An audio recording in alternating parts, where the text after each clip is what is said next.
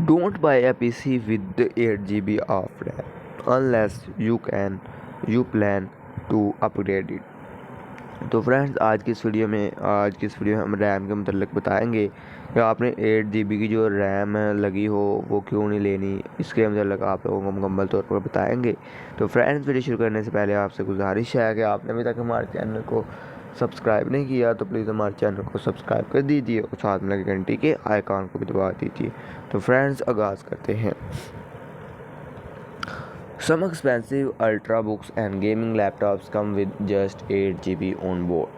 We are 2 decades into the 21st century, a time where many of us were expecting to have flying cars or apartments on the moon.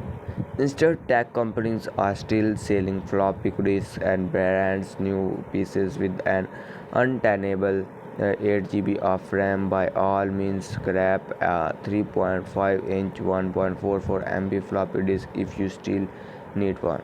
But for Rose's sake, don't get a PC with less than 860 GB of memory unless you plan to buy more RAM and install it yourself.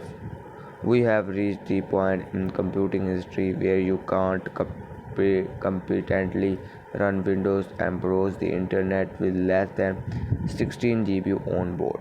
On my desktop PC is running Windows 10. It takes just 8 Chrome tabs, Slack and Spotify running to cross the 8 GB threshold. My regular use case of 4 dozen tabs takes me up to around 15 GB without running any games or productivity apps. Even with nothing but background services running, I am using 5.4 GB.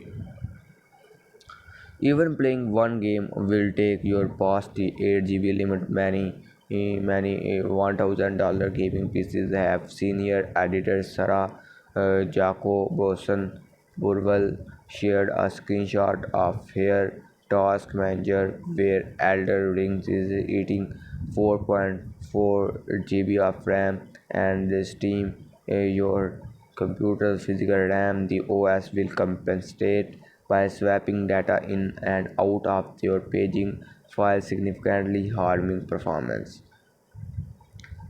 Despite the fact that modern Windows PCs really need 60 GB of RAM and the cost of adding more RAM is minimal, major PC vendors continue offering systems with a more 8 GB, and we are not talking about kids Chromebook or 199 cheap laptops with Pentium CPUs.